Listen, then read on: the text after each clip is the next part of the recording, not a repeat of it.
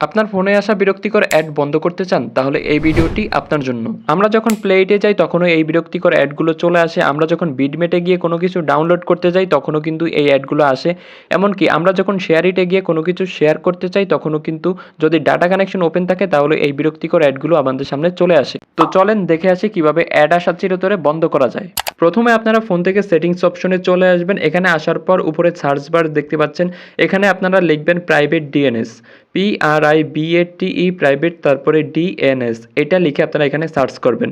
তো এখানে দেখতে পাচ্ছেন উপরে প্রাইভেট DNS এর অপশনটা চলে আসছে, এখানে ক্লিক করবেন।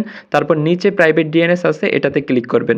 এখানে অটোমেটিক সিলেক্ট করা আছে, তারপর নিচে আছে আপনাদের private DNS provider host name, এটাতে ক্লিক করে এগুলো কেটে দিয়ে তারপর এখানে লিখবেন dns.adguard.com adguard.com dns.adguard.com এটা লিখবেন। তারপর এখানে সেভ অপশনে ক্লিক করে দিবেন। মাত্র যেই হোস্ট নেমটা আপনারা সেভ করলেন এই হোস্ট নেমটা সেভ করার কারণে আপনাদের ফোনে আর কখনো অ্যাড আসবে না।